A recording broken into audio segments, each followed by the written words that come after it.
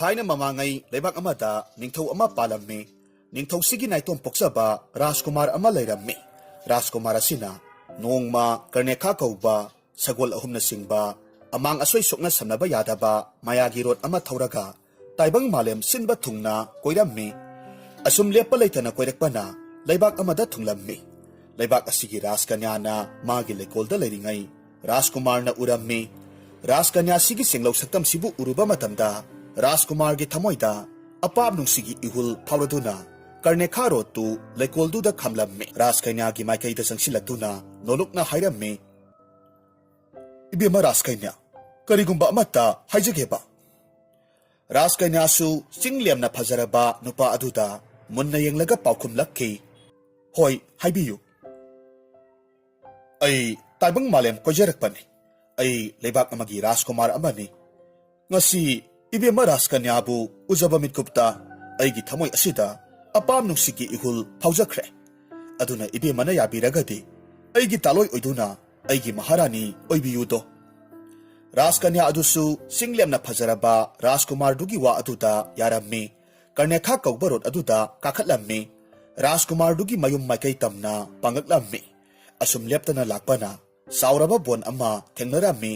Bone सिगी मयाई fauna assume पाइरकलम्मी bone असिदसु थंगनबा लाइबाक अमागी निंगथौना सा तानबा लाकपा मतमदा यारौ सजी खरा बोन असिगी मनुंगदा चेंसिन खिरम्मी यारौ सजी सिंगदु फाबा ngamlaroi खंगलबदा बोनदुबु खांबी मै थारगा माइकै अमदना महाकी लामी सिंगल लोइना थतलगा यारौ सजी सिंगदु फानबा थौरांगलम्मी सोमदा कर्णेखा कौबा रोतुगी मथक्ता राजकुमार अमदी राजकन्या मखोय अनिसु लेप्तना असुम लाकपना बोनदुगी मयाई रोक्सिलक्लबा मतमनी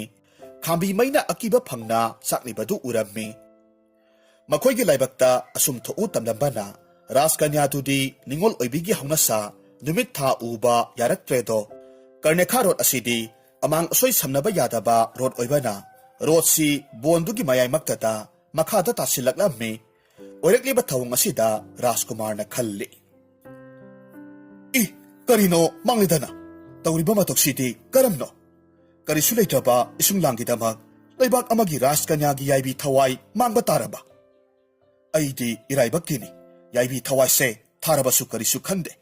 अदुबु राजकन्यागी थवाई बुदी कनबा ngamब्रा हाइबदु येंगलगे असुमना खंदुना राजकुमारना हाइरक्की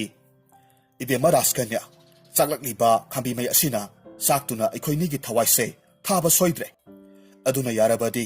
इबेमगी थवाईदु कंजबा ngamnaba नयुम मोंगबा नरान याई पांगना हनख्रो इ करी यवानो इबुंगो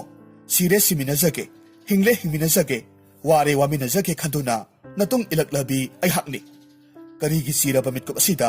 इबुंगो बो थनमलगा चेलुगदौरिबनो खांबी मै असिना साक्तुना याइबी थवाइसे थारबसु करिसु सिंगनबा लैते खांबी मै असिनादी असुम अकीबगी मसक फंगना चकलक्लबा असिदा मखोय अनिमक सोइदनमग थवाई मांगलगनी खंगलबदा राजकुमारना हाइरक्की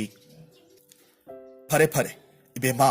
अखोय अनिगी हंदकी मपोक लांगोन असिददी नुंसी वाइथोंनो हाइबसे तमलमद्रबा माले अदुना खांबी मै असिना साक्तुना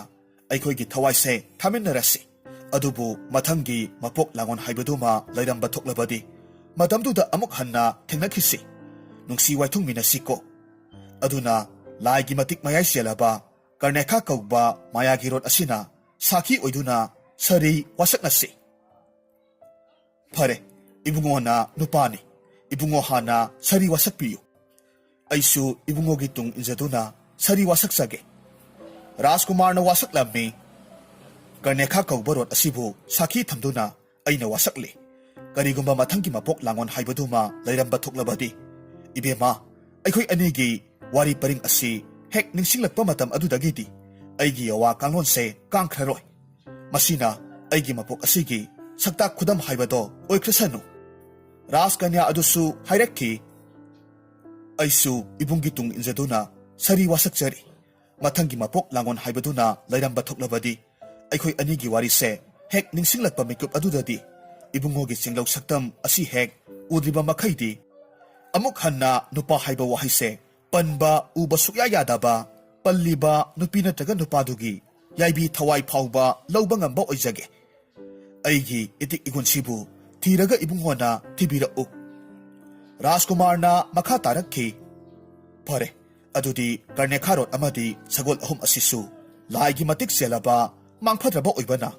कर्णेखारोट असिना अइगी तना थानबा याद्रबा मंत्री मसा ओइना पोक्लसनु अदुगा मांगफद्रबा Sagol अहुमसिना नहाकी नानाक्ता लैबा ओइरसनु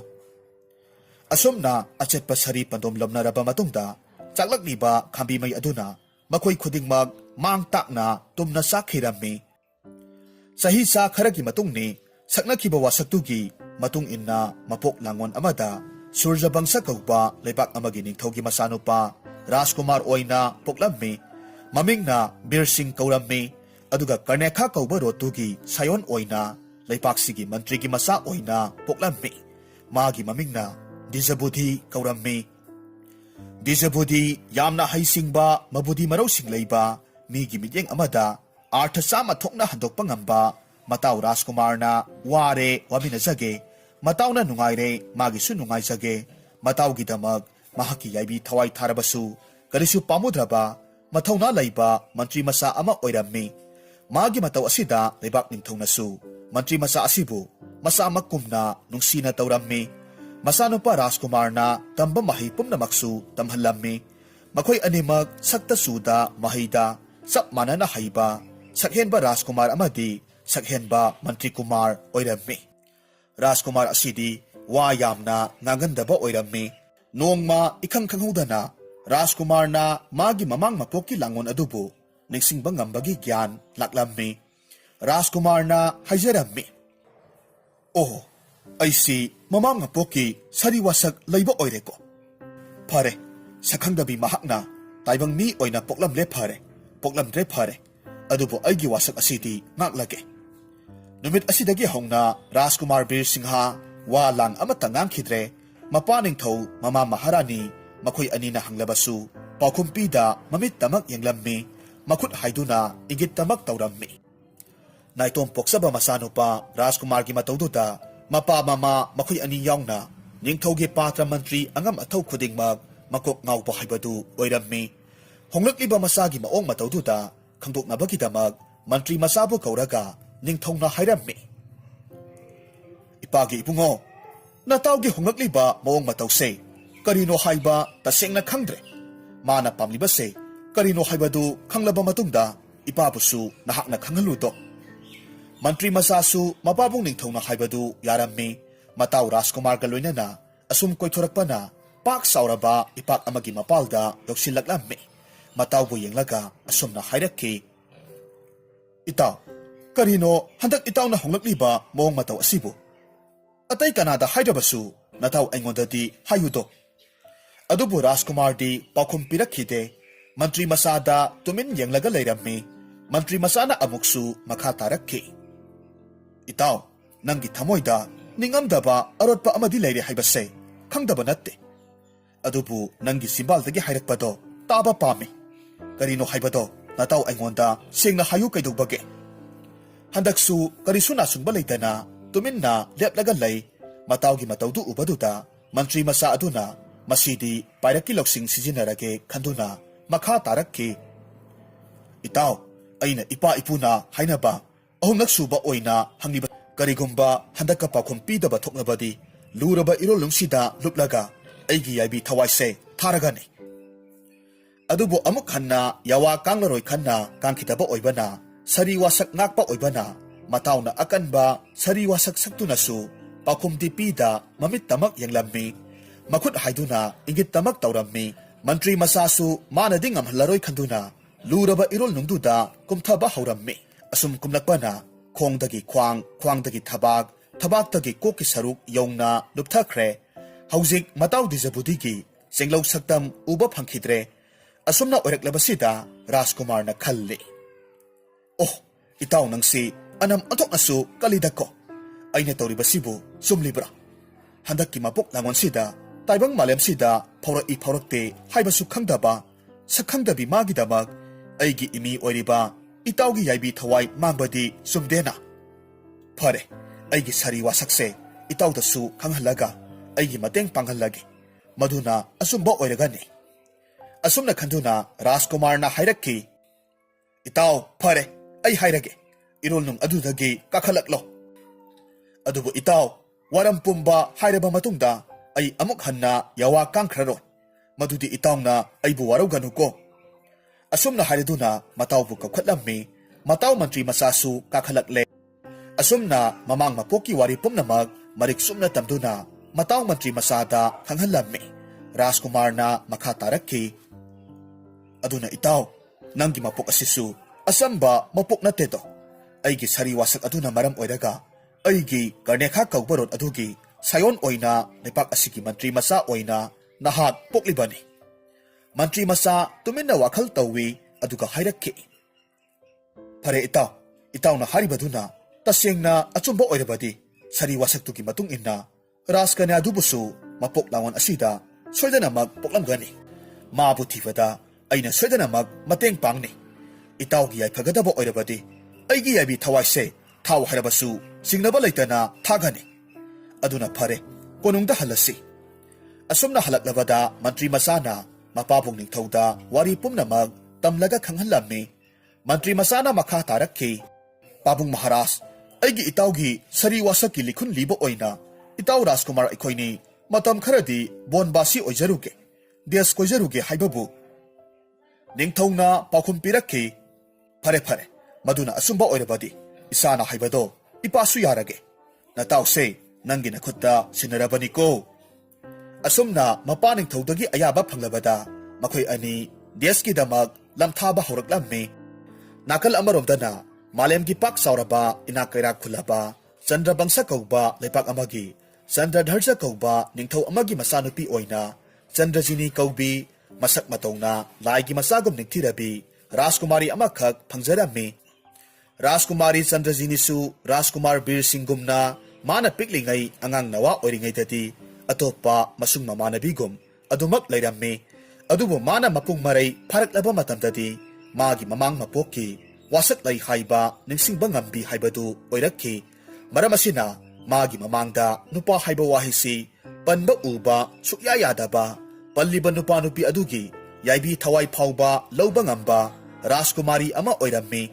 Leipak ningthawsu masagi matawsi karino haiba khanglamde. Leipak asigi mantri ki masaga loinana luhongnabagi wa phauba hainaba laikhrabani. Adubu masanupi Rajkumari na nupa panba yadabana masanupi na nupa panba hek yaraklaba kan aduda mantri masaga loinana soidana mag luhonggani haina leibak ningthaw amadi mapa mantri anisu sariwasak naduna lairammi. Masanupi Rajkumari na yaibi thawai laukraba amadi sihawdaba asok apan nanglaba imung manungsingna leibak ningthawgi sana darbarda wakatpa yawrammi. Leibak asigi ayamba nupasingnadi Rajkumari bukibana sana kaithel thokpa phauba ngamnaramde. Phibamsi yoksilaklabada leibak ningthawsu masagi mataw asibu karino haiba khanglamde. Adubo mathanta poksabi masanupi Rajkumari oibana pumnamag magi laibakni khanjarammi. Karidi upay lay aduna ningthawna khalammi. Asum tawrabadi aigi laibakse maraset na panba ngamloy tawri. Aduna di kari tawni. Asumna munna khalaba matungda laibaki layriba sana kaithelsi ani thokna khaidoklammi. Rajkumari Chandrajini kaithel hariba kaithel sidana nupi khaktana pot yonba amadi layba yaba aduga amana laibak miyamgi kaithel asidana nupa nupi animakna pot yonba amadi layba yaba. Asumna ani thokpa asidagi laibak miyamgi awabadu khara khajikti koklammi. Asumdana des koirakliba Rajkumar Bir Singh amadi mantri masa dijabudi asum laibak kaya marum koiduna matik mayai senba Rajkumari adubu thiraklammi. Kaina thangda Rajkumari Chandrajini ki laibak aduda thunglammi. Makoina laibak adubu sinba thungna koina chatuna asum lakpa matamda sana kaithelsi ani thokna leibadu thengnarammi. Kaithel anidugi mamingdu uruba matamda mantri masana khalli sauraba leibak amagi sana kaithelsi ani thokpasi haunade. Masigi maram amadi soidana mag laini. Aduna hanglaga yengba haibaduni. Asumna arakpa ahal oirabi nupi amada hanglammi. Iben nasu karigumba amata hangjage. Ahal duna khummi. Isu anibu kari hangge haibano. Iben ꯑꯩꯈꯣꯏ days ꯀꯣꯏꯖꯔꯛꯄꯅꯤ ꯅꯁꯨ ꯑꯩꯈꯣꯏꯅ ꯈꯪꯅꯤꯡꯕ ꯋꯥ ꯑꯃ ꯂꯩꯔꯦ ꯏꯕꯦꯟ ꯂꯩꯕꯥꯛ ꯑꯁꯤꯒꯤ ꯁꯅꯥ ꯀꯩꯊꯦꯜꯁꯤꯕꯨ ꯑꯅꯤ ꯊꯣꯛꯅ ꯂꯩꯔꯤꯕꯁꯤꯕꯨ ꯀꯔꯤ ꯃꯔꯝꯀ ꯂꯩꯕꯒꯦ ꯑꯩꯈꯣꯏꯗꯤ ꯗꯦꯁ ꯀꯣꯏꯖꯔꯛꯄꯅꯤ ꯑꯗꯨꯅ ꯂꯩꯕꯥꯛꯀꯤ ꯑꯊꯤꯡꯕ ꯂꯩꯔꯝꯂꯕꯁꯨ ꯈꯪꯗ ꯎꯗꯕꯅ ꯆꯪꯁꯤꯜꯂꯨꯔꯕꯗꯤ ꯈꯨꯗꯣꯡꯊꯤꯕ ꯅꯪꯂꯕꯗꯤ ꯈꯟꯗꯨꯅ ꯏꯕꯦꯟꯗ ꯍꯪꯖꯕꯅꯤ ꯑꯍꯜ ꯅꯨꯄꯤꯗꯨ ꯃꯉꯛ ꯅꯣꯝꯂꯒ ꯄꯥꯎꯈꯨꯝ ꯄꯤꯔꯛꯈꯤ ꯆꯨꯝꯃꯤ ꯆꯨꯝꯃꯤ ꯏꯁꯨ ꯅꯨꯄꯥ ꯂꯩꯕꯥꯛ ꯑꯁꯤꯒꯤ ꯁꯅꯥ ꯀꯩꯊꯦꯜꯁꯤꯅ ꯑꯅꯤ ꯊꯣꯛꯂꯤꯕꯁꯦ ꯃꯁꯤꯒꯤ ꯃꯔꯝꯗꯣ ꯏꯕꯦꯟ ꯍꯥꯏꯒꯦ ꯂꯩꯕꯥꯛ ꯑꯁꯤꯗ ꯃꯁꯛ ꯃꯇꯧꯗꯤ ꯂꯥꯏꯒꯤ ꯃꯆꯥꯒꯨꯝ ꯅꯤꯡꯊꯤꯖꯔꯕꯤ ꯔꯥꯖꯀꯨꯃꯥꯔꯤ ꯆꯟꯗ꯭ꯔꯖꯤꯅꯤ ꯀꯧꯕ ꯑꯃꯈꯛ ꯂꯩꯌꯦ ꯑꯗꯨꯕꯨ ꯃꯥꯒꯤ ꯂꯝꯆꯠꯇꯤ ꯍꯤꯡꯁꯥꯕꯤ ꯑꯃꯗꯒꯤꯁꯨ ꯇꯥꯗꯦ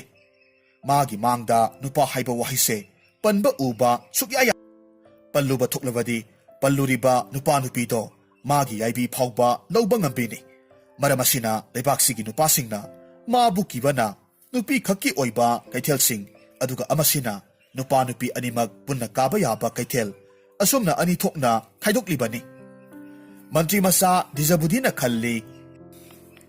ꯑꯣ ꯅꯍꯥꯟ ꯃꯈꯩ ꯑꯩꯈꯣꯏꯅ ꯋꯥꯅ ꯊꯤꯔꯤꯕꯁꯤꯗꯤ ꯃꯐꯝꯁꯤꯗ ꯂꯩꯔꯕ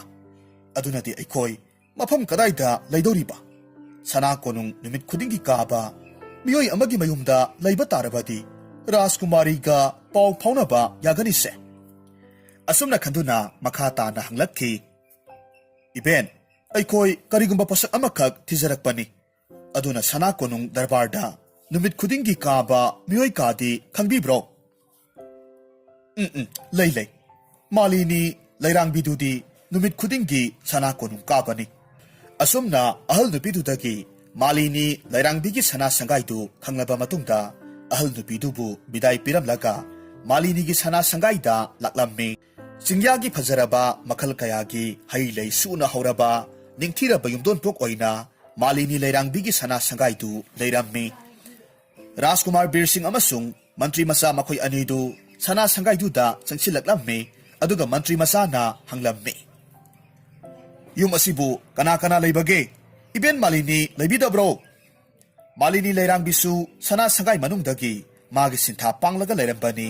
ꯃꯄꯥꯟꯗ ꯃꯤ ꯀꯧꯕꯒꯤ ꯈꯣꯟꯖꯦꯜ ꯇꯥꯔꯕ ꯑꯗꯨꯗ ꯃꯄꯥꯜꯗ ꯊꯣꯔꯛꯂꯝꯃꯤ ꯀꯅꯥ ꯀꯅꯥꯅꯣ ꯏꯁꯨ ꯑꯅꯤꯗꯤ ꯀꯔꯤ ꯍꯥꯏꯅꯤꯡꯕꯅꯣ ꯏꯕꯦꯟ ꯅꯁꯨ ꯑꯩꯈꯣꯏ ꯑꯅꯤꯁꯦ ꯗꯦꯁ ꯀꯣꯏꯔꯛꯄꯅꯤ ꯀꯔꯤꯒꯨꯝꯕ ꯄꯣꯠꯁꯛ ꯑꯃꯈꯛ ꯊꯤꯖꯔꯛꯄꯅꯤ ꯑꯗꯨꯅ ꯏꯕꯦꯟꯒꯤ ꯁꯪꯒꯥꯏ ꯑꯁꯤꯗ ꯃꯇꯝ ꯈꯔꯗꯤ ꯅꯁꯨ ꯑꯩꯈꯣꯏꯁꯦ ꯑतिथꯤ ꯑꯣꯏꯖꯒꯦ ꯍꯥꯏꯅ ꯂꯥꯛꯆꯔꯤꯕꯅꯤ ꯃꯥꯂꯤꯅꯤꯅ ꯏꯄꯥ ꯄꯥꯈꯠꯅ ꯈꯨꯝꯃꯤ ꯃꯥꯡꯂꯦ ꯏꯁꯨꯁꯥ ꯃꯗꯨ ꯌꯥꯗꯦ ꯂꯩꯄꯥꯛ ꯑꯁꯤꯗ ꯑꯣꯟꯊꯣꯛꯅ ꯃꯁꯤꯡ ꯐꯠꯈꯤꯗ꯭ꯔꯕꯤ ꯔꯥꯖꯀꯟꯌꯥ ꯑꯃꯈꯛ ꯂꯩꯌꯦ ꯃꯥꯅ ꯏꯁꯨ ꯑꯅꯤꯕꯨ ꯑꯩꯒꯤ ꯁꯅꯥ ꯁꯪꯒꯥꯏꯁꯤꯗ ꯑतिथꯤ ꯑꯣꯏꯔꯦ ꯍꯥꯏꯕꯁꯦ ꯃꯁꯤ ꯇꯥꯈꯤꯕ ꯊꯣꯛꯂꯕꯗꯤ ꯏꯁꯨ ꯑꯅꯤꯗ ꯅꯠꯇꯅ ꯅꯕꯦꯟ ꯑꯩꯒꯤ ꯊꯋꯥꯏꯁꯦ ꯂꯧꯒꯗꯧꯔꯤꯕꯅꯤꯅꯦ ꯃꯟꯇ꯭ꯔꯤ ꯃꯆꯥꯅ ꯄꯥꯎꯈꯨꯝ ꯄꯤꯔꯝꯃꯤ ꯏꯕꯦꯟ ꯃꯗꯨꯒꯤꯗꯃꯛ ꯑꯣꯏꯔꯒꯗꯤ ꯀꯔꯤꯁꯨ ꯅꯨꯡꯁꯥ ꯊꯤꯕꯤꯒꯅꯨ ꯑꯩꯈꯣꯏ ꯂꯩꯔꯤ ꯍꯥꯏꯕꯁꯦ ꯃꯅꯥ ꯃꯅꯤꯟ ꯅꯥꯏꯍꯟꯖꯔꯣꯏ ꯑꯁꯨꯝꯅ ꯍꯥꯏꯗꯨꯅ ꯁꯅꯥ ꯈꯥꯡꯉꯦꯟ ꯈꯔ ꯄꯨꯊꯣꯔꯛꯂꯝꯃꯤ ꯃꯥꯂꯤꯅꯤꯗ ꯄꯤꯔꯝꯃꯤ ꯃꯥꯂꯤꯅꯤꯁꯨ ꯁꯅꯥꯁꯤꯡꯗꯨꯒꯤ ꯃꯌꯥꯏꯅ ꯃꯥꯒꯤ ꯁꯅꯥ ꯁꯪꯒꯥꯏꯗ ꯂꯩꯕꯗꯨ ꯑꯗꯨꯃꯛ ꯌꯥꯔꯝꯃꯤ ꯑꯁꯨꯝꯅ ꯃꯇꯝ ꯈꯔꯗꯤ ꯃꯅꯥ ꯃꯅꯤꯟ नाइदना अदुमक लेरम्मी अदुबु राजकुमारी चंद्रजिनीगदी ई पाउ फाउनबा ngमलमदे मंत्री मसाना खल्ले अखोइना मफमसिदा लेरक्लिबसे फनदे कुइरे अदुबु राजकुमारी चंद्रजिनीगा ई पाउ अमता फाउनबदी ngमदेसे अइबु इबेन मालिनीदा वारी सिंसिलीरगा राजकुमारीगा पाउ फाउनरसिरा मदुसु यारोय नुपा पनबा यादबा राजकन्या ओइबना इबेनबु अवाफमदा ताहनबदी चुमदे असुमना खल्लिङै मंगोंदा पाइरक्की लौसिंग अमखक लाक्लाम्मे मथंगी नुमितनी नुमितना सिंया पांगद्रिङै मालिनी लेरांगबी महुसागुम सना कोनुंगदा कटनबा निंगथिरबा मपोप काइद्रिबा लैसिंगदु लेंगनबगीदमक थौरांग तौरम्मे थौरांगदु उरबदा मंत्री मसाना असुमना हाइरम्मे इबेन नसु ngasidi wa amata haijage hayu sunupa इबेन नसु अनिगी सेबाबु तौगद्रा इबेन गी नोंगमगी सिंथाबु होनगद्रा इबेन दी वारम लगनी दो अदुना ngasiगी लई परिंग असिदी नसु अइना लेंजरागे दो वाफम दु तारुबदा मालिनी माना तौरिबा थबक्तु चप लेपी हाइरखी मांगले इसुनुपा मदु यादे Iben karisu wade. Isuna lengba yaba lay pareng natte. Isuna lengba lay pareng singdo katluba matamda Ningthong Maharani Mantri Khudingmakti karisu hairoi. Adubu Rajkumari Chandrajini gi lay pareng do layhek laysu amata kaiba yaroi dauribani. Ama hek soibada Iben bu chairak piga dauribani ne. Mantri masana amuk khummi. Iben, ay soyan zaro. Iben na nungti numit khudingi lengliba lay pareng aduga layhek amata kaida na nasuna lengjage. Iben, konung kaba nang naba taurang tawpiro. Nasubu thazabiyu. Asumna Mantri masana ngamduna lay pareng du lengba haurak lamme. Mantri masa dijabudi khoyum laigi sayon oibana mana khangda haitaba layramde. Lay pareng singdu ningthina lengba loiraba matungda Rajkumari Chandrajini gi lay pareng du lengba haurak lamme. Lay lareng asigi laykagi layna khudingi Rajkumar Bir Singh amasung Rajkumari Chandrajini makhoi anigi mamang mapok langongi wari pumnamak iduna lengba lay pareng du asuki matik ningchijaramme. Pumnamak ki lay pareng sing lengba loirabada lay pareng sing dubu puraga Malini layrangbi konung kakhre. Ningthong Maharani atay patra mantri khudingmakki lay pareng sing du kaluraba matungda aroiba oina Rajkumari Chandrajini gi lay pareng du piba sangsilaglamme. Malini na hayramme. Ibema Rajkumari nanay na ben laksare. Ibema gi lay pareng sida layre. Asi haiduna khu lay tana phamlaga lay pareng du piramme. Rajkumari Chandrajini su nahan makai di lay pareng du lauraga Iben yare sasaro haina thadorakpani. Adubu ngasi nongdi lay pareng du wa machet amata ngangba tawdana lauraga layna khudingna marulonba manba ningthiraba nahan khaiga manadraba lay pareng dubu munna yenglaga laykhre. Somdana Iben Malini di kari thoklaga bakhanduna thawai warammi. Rajkumari Chandrajini lay pareng adugi layna sing aduda iriba warol khudingmak khanglabada mapukningda khalli. Sari wasaktuki matung inna ibungo na hakna nanay aigi khonggul libiraklaba. Maben Malini da amuk onsilaga hayramme. Iben, tasing namag lay pareng asibu Iben na lengbirakprane. Malini layrangbi swai lauramme adubu magi thawai di pamuba kaubani na pakhumlakki. Ibema, nanay na ben aigi isunupi amakhak layjaye. Ngasigi lay pareng asidi mana lenglage haidana ningay tawanbadagi isunupiduna haita lengjarakpani. Asoiba kari yaurabage nanay na ben aibu nakpiyudo. Rajkumari Chandrajini momon noklaga hayramme. Iben, asoiba kari su yaude. Iben, ontok asu sangkhon na ningti jakre. Lay pareng sidi. Ado Iben, ngasi korong numit asida, numit na singya pangdringay, Iben gi sunupido, ay gi naksida pubira o. Ay ga itasanage, ngasidi ay ga laminazage. Rajkumari gi wafam du tarubada, Malini layrangbi thawai hinglagani haiduna haraubaki mahol. Hena awa pulum amana nantharakpagum chap manakre. Hoi haina pakumlamlaga mayum mongba sangay tamna panglakki. Malini na awaba sakpam amaga loinana halakpa ubaduda mantri masana hangi. Iben, konung kumbirak labra. Karino awa sakpam puraga halbirakpadi. Kari tawba yaurobage. Malini layrangbidu awaba sakpamda kumlamme. Aidi si thokani tawno haizabani. Haujikti kari sare. Nungaire. Iben yamna nungaire. Hayeng nong asina naben gi aroiba numit haibado oiragani. Aduna ngasidi isu Iben punna aroiba saklen chaminarasi. Sanang konungda karigumba kharadi thokle haiba khanglaba mantri masana hairamme. Adubu kari thoklabage nasuda haibiyune Iben. Malini layrangbi kapli Rajkumari Chandrajini na hayrakpa wafam pumnamag tamlamme. Aduga Malini na makha tarakki. Haujikpo aibu kadaidagi sunupi laurugadawribano. Aduna hayenggi numitta aibu sinthi oidaba ngangi haiduna soidanamag anghang olankhragani-do. Malini gi mataududa mantri masa dijabudina matau Rajkumar Bir Singh amadi Rajkumari Chandrajini makoi anigi wari pumnamag liraga khanghallamme. Malini su wafam pumba khanglabada mantri masana hayrakki. Iben, aikhoi ani Rajkumari Chandrajini gi khonggul lijarakpani. Karigi Iben na waribano. Se, sana khawjaw se, masi puraga, sana kaitel kabiruso.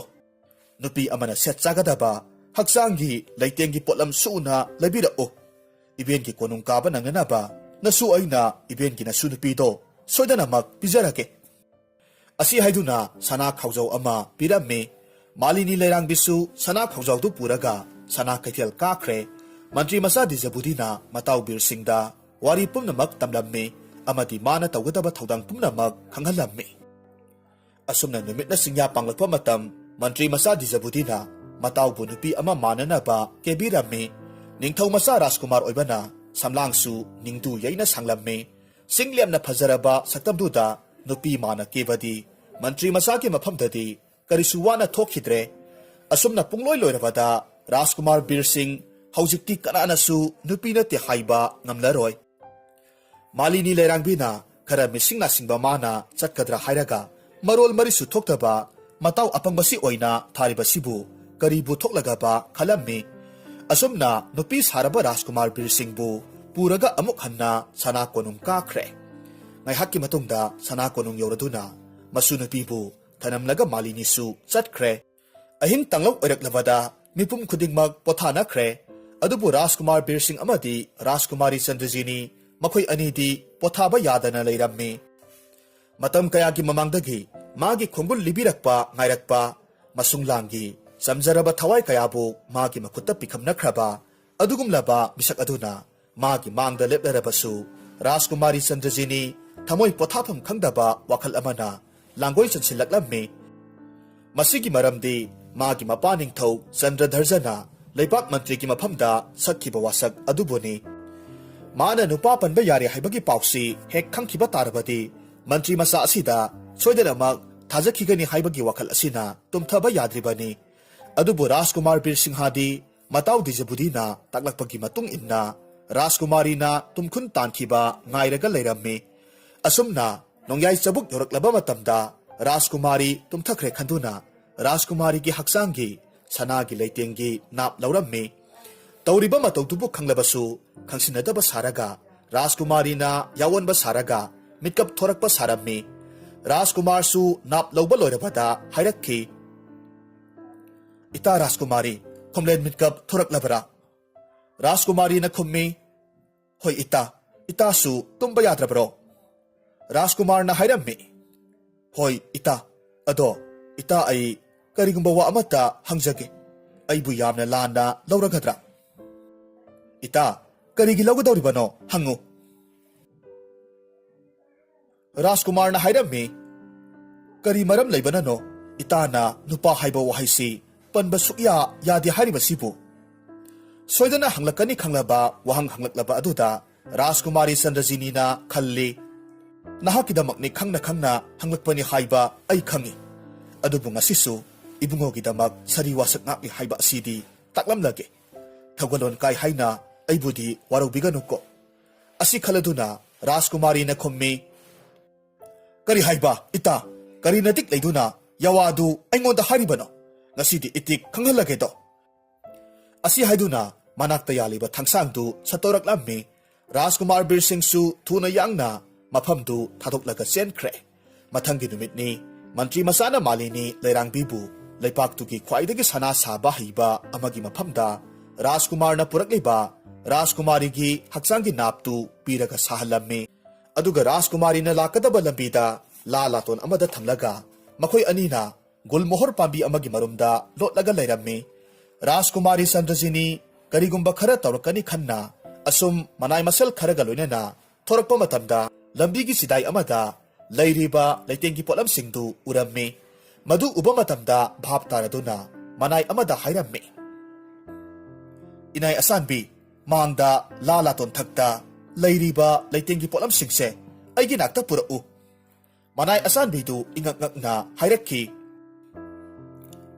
Kari yawano Rajkumari ibema nahakpu ngawrabro Rajkumari ni haiba kawbirabro. Mapu kanano karino su khangdaba malem leimai thakta taraba sanagi leiting sing asibu ibema na karamna wafamdu haiba loitringai Rajkumari na marak thatlaga hairakki. Inay asanbi aina haibase masikhaktaw chatlo sanagi leiting singse aigi nakta purau. Manay nubi aduna su Rajkumari gi sanayathang oibana ꯂꯩꯇꯦꯡꯁꯤꯡ ꯑꯗꯨꯕꯨ ꯄꯨꯔꯒ ꯔꯥꯖꯀꯨꯃꯥꯔꯤꯗ ꯈꯨꯠꯁꯤꯟꯅꯔꯝꯃꯤ꯫ ꯔꯥꯖꯀꯨꯃꯥꯔꯤꯅ ꯂꯩꯇꯦꯡꯁꯤꯡ ꯑꯗꯨꯕꯨ ꯑꯃꯃꯝꯇꯪ ꯑꯣꯏꯅ ꯁꯤꯖꯤꯜꯂꯝꯃꯤ꯫ ꯅꯤꯡꯊꯤꯅ ꯅꯥꯞ ꯂꯧꯔꯒ ꯁꯥꯈꯤꯕ ꯑꯣꯏꯕꯅ ꯔꯥꯖꯀꯨꯃꯥꯔꯤꯒꯤ ꯃꯐꯝꯗꯗꯤ ꯆꯞ ꯆꯥꯔꯝꯃꯤ꯫ ꯔꯥꯖꯀꯨꯃꯥꯔꯤꯅ ꯃꯅꯥꯏ ꯑꯆꯥꯟꯕꯤꯗꯨꯗ ꯑꯃꯨꯛꯀꯁꯨ ꯍꯥꯏꯔꯝꯃꯤ, ꯏꯅꯥꯏ ꯑꯆꯥꯟꯕꯤ, ꯁꯅꯥꯒꯤ ꯂꯩꯇꯦꯡꯁꯤꯡ ꯑꯁꯤꯒꯤ ꯃꯃꯜ ꯀꯌꯥꯅꯣ ꯍꯥꯏꯗꯅ ꯑꯃꯨꯛꯇ ꯍꯪꯕꯤꯌꯨ꯫ ꯃꯅꯥꯏ ꯑꯆꯥꯟꯕꯤꯅ ꯉꯛꯅ ꯈꯨꯝꯂꯛꯏ, ꯀꯔꯤꯅꯣ ꯔꯥꯖꯀꯨꯃꯥꯔꯤ ꯏꯕꯦꯝꯃ, ꯃꯄꯨꯁꯨ ꯂꯩꯇꯕ, ꯀꯅꯥꯒꯤꯅꯣ ꯍꯥꯏꯕꯁꯨ ꯈꯪꯗꯕ ꯁꯅꯥꯒꯤ ꯂꯩꯇꯦꯡꯁꯤꯡ ꯑꯁꯤꯒꯤ ꯃꯃꯜ ꯍꯪꯉꯨ ꯍꯥꯏꯔꯤꯕꯁꯤꯕꯨ ꯔꯥꯖꯀꯨꯃꯥꯔꯤꯕꯨ ꯇꯁꯦꯡꯅ ꯆꯥꯅꯅꯃꯛꯀꯤ ꯉꯥꯡꯕꯤꯔꯕ꯭ꯔꯣ ꯍꯥꯏꯋꯥꯅꯤ꯫ ꯔꯥꯖꯀꯨꯃꯥꯔꯤ ꯆꯟꯗ꯭ꯔꯖꯤꯅꯤꯅ ꯃꯃꯣꯟ ꯅꯣꯛꯂꯒ ꯍꯥꯏꯔꯝꯃꯤ, ꯏꯅꯥꯏ ꯑꯆꯥꯟꯕꯤ, ꯍꯪꯗ ꯍꯪꯉꯨ꯫ ꯑꯁꯨꯝꯅ ꯍꯥꯏꯔꯕꯗ ꯃꯅꯥꯏ ꯑꯆꯥꯟꯕꯤꯗꯨ ꯁꯥꯎꯅꯤꯡꯕꯣꯏ ꯀꯔꯤꯕꯣꯏ ꯃꯈꯣꯜ ꯑꯔꯩꯕꯤ ꯊꯥꯅ ꯍꯧꯅ ꯂꯥꯎꯔꯝꯃꯤ, ꯍꯣ ꯃꯥꯂꯦꯝ ꯂꯩꯃꯥꯏꯊꯛꯇ ꯇꯥꯔꯤꯕ ꯁꯅꯥꯒꯤ ꯂꯩꯇꯦꯡꯁꯤꯡ ꯑꯁꯤꯒꯤ ꯃꯃꯜꯕꯨ ꯀꯌꯥꯅꯣ ꯍꯥꯏꯅ ꯂꯥꯎꯔꯝꯃꯤ꯫ ꯉꯁꯥꯏ ꯃꯈꯩ ꯇꯨꯃꯤꯟꯅ ꯂꯨꯝꯂꯒ ꯂꯩꯔꯤꯕ ꯔꯥꯖꯀꯨꯃꯥꯔ ꯑꯃꯗꯤ ꯃꯟꯇ꯭ꯔꯤ ꯃꯆꯥ ꯑꯅꯤꯗꯨ ꯔꯥꯖꯀꯨꯃꯥꯔꯤ ꯑꯃꯗꯤ ꯃꯅꯥꯏ ꯅꯨꯕꯤꯗꯨꯒꯤ ꯃꯇꯧ ꯌꯦꯡꯂꯤꯕꯅꯤ꯫ ꯃꯟꯇ꯭ꯔꯤ ꯃꯆꯥꯅ ꯈꯣꯟꯖꯦꯜꯗꯨ ꯅꯨꯄꯤ ꯈꯣꯟꯖꯦꯜ ꯁꯥꯔꯒ ꯈꯨꯝꯂꯛꯈꯤ, ꯍꯣ ꯁꯅꯥꯒꯤ ꯂꯩꯇꯦꯡꯁꯤꯡ ꯑꯗꯨꯒꯤ ꯃꯃꯜ ꯂꯩꯖꯗꯦ, ꯄꯤꯕꯤꯅꯤꯡꯕ ꯀꯌꯥꯅꯣ ꯍꯦꯛ ꯄꯤꯕꯤꯔꯝꯃꯨ, ꯑꯁꯨꯝꯅ ꯍꯥꯏꯔꯝꯃꯤ꯫ ꯑꯁꯨꯝꯅ ꯍꯦꯛ ꯍꯥꯏꯔꯕꯗ ꯔꯥꯖꯀꯨꯃꯥꯔꯤꯒꯤ ꯅꯤꯡꯗꯨ ꯌꯩꯔꯤꯕꯤ ꯁꯝꯂꯥꯡꯗꯨꯒꯤ ꯂꯩꯇꯦꯡ ꯍꯥꯞꯂꯤꯕꯤ ꯄꯣꯝꯁꯥꯠꯅꯔꯕ ꯂꯩꯍꯥꯎ ꯂꯩꯔꯦꯟ ꯑꯃꯗꯤ ꯄꯣꯝꯂꯤꯕ ꯂꯩꯍꯥꯎ ꯂꯩꯔꯦꯟ ꯑꯃꯒ ꯂꯩ ꯑꯅꯤꯁꯤ ꯂꯩꯃꯥꯏꯗ ꯂꯩꯔꯤꯕ ꯂꯥꯗꯨꯒꯤ ꯃꯊꯛꯇ ꯊꯝꯂꯝꯃꯤ꯫ ꯑꯗꯨꯗꯒꯤ ꯑꯗꯨꯃꯛ ꯆꯠꯈ꯭ꯔꯦ꯫ ꯔꯥꯖꯀꯨꯃꯥꯔꯤꯅ ꯆꯠꯈ꯭ꯔꯕꯗ ꯂꯨꯝꯂꯒ ꯂꯩꯔꯝꯕ ꯃꯈꯣꯏ ꯑꯅꯤꯁꯨ ꯊꯣꯔꯛꯂꯝꯃꯤ꯫ ꯂꯩꯔꯤꯕ ꯂꯩꯍꯥꯎ ꯂꯩꯔꯦꯟ ꯑꯅꯤꯗꯨ ꯌꯦꯡꯂꯒ ꯔꯥꯖꯀꯨꯃꯥꯔ ꯕꯤꯔꯁꯤꯡꯍꯥꯅ ꯁꯥꯎꯅꯤꯡꯅ ꯍꯥꯏꯔꯛꯈꯤ,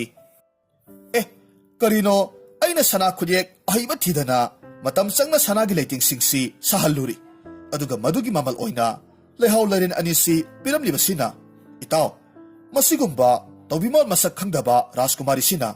ꯃꯍꯥꯔꯥꯅꯤ ꯑꯣꯏꯔꯒ ꯂꯩꯕꯥꯛ ꯃꯔꯥ ꯁꯦꯠꯅ ꯄꯥꯟꯕ ꯍꯧꯅꯗꯦ, ꯀꯥꯟꯅꯗꯦ, ꯆꯠꯁꯤ ꯏꯔꯥꯟꯌꯥꯏꯗ꯫ ꯑꯄꯪꯕ ꯃꯇꯥꯎꯕꯨ ꯌꯦꯡꯂꯒ ꯃꯟꯇ꯭ꯔꯤ ꯃꯆꯥꯅ ꯈꯨꯝꯃꯤ, ꯏꯇꯥꯎ ꯉꯥꯏꯈꯣ, ꯔꯥꯖꯀꯨꯃꯥꯔꯤ ꯆꯟꯗ꯭ꯔꯖꯤꯅꯤꯅ ꯄꯤꯔꯝꯂꯤꯕ ꯂꯩꯍꯥꯎ ꯂꯩꯔꯦꯟ ꯑꯅꯤꯁꯦ ꯏꯆꯝ ꯆꯝꯅ ꯄꯤꯔꯝꯕ ꯅꯠꯇꯦ,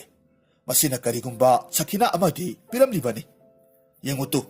ꯏꯇꯥꯎ, ꯄꯣꯝꯁꯥꯠꯅꯕ ꯂꯩꯍꯥꯎ ꯂꯩꯔꯦꯟꯁꯤꯅ ꯇꯥꯛꯂꯤꯕꯗꯤ ꯔꯥꯖꯀꯨꯃꯥꯔꯤ ꯆꯟꯗ꯭ꯔꯖꯤꯅꯤꯁꯦ ꯀꯅꯥꯒꯨꯝꯕ ꯑꯃꯒ ꯍꯥꯏꯅ ꯁꯤꯡꯅꯗꯨꯅ ꯃꯄꯥ ꯃꯍꯥꯔꯥꯖꯅ ꯃꯍꯥꯛꯄꯨ ꯊꯥꯖ ꯌꯣꯟꯖꯕ ꯇꯧꯒꯗꯧꯔꯦ ꯇꯥꯛꯂꯤꯕꯅꯤ꯫ ꯑꯗꯨꯒ ꯄꯣꯝꯂꯤꯕ ꯂꯩꯍꯥꯎ ꯂꯩꯔꯦꯟꯁꯤꯅ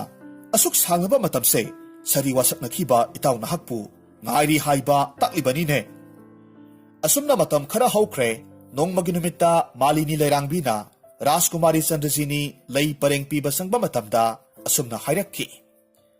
ꯏꯕꯦꯟ, ꯉꯁꯤꯗꯤ ꯏꯕꯦꯟꯗ ꯅꯁꯨ ꯋꯥ ꯑꯃꯠꯇ ꯍꯥꯏꯖꯒꯦ, ꯃꯨꯟꯅ ꯇꯥꯕꯤꯌꯨ꯫ ꯂꯩꯔꯥꯡꯕꯤꯅ ꯈꯨꯝꯃꯤ, ꯀꯔꯤ ꯋꯥꯅꯣ ꯏꯕꯦꯝꯃ? ꯏꯕꯦꯟ, ꯉꯁꯤ ꯑꯍꯤꯡ ꯅꯣꯡꯌꯥꯏꯗ ꯏꯕꯦꯟꯒꯤ ꯁꯪꯒꯣꯜꯗ ꯁꯟ ꯂꯥꯕ ꯄꯨꯡꯕꯥ ꯑꯃ ꯄꯨꯜꯂꯤꯕꯗꯣ ꯁꯟ ꯅꯥꯝꯃ ꯊꯥꯗꯣꯛꯄꯤꯔꯛꯎ, ꯀꯥꯂꯤꯃꯥꯏꯒꯤ ꯃꯟꯗꯤꯔꯗ꯫ ꯃꯥꯂꯤꯅꯤ ꯂꯩꯔꯥꯡꯕꯤ ꯏꯉꯛ ꯉꯛꯅ ꯈꯨꯝꯃꯤ,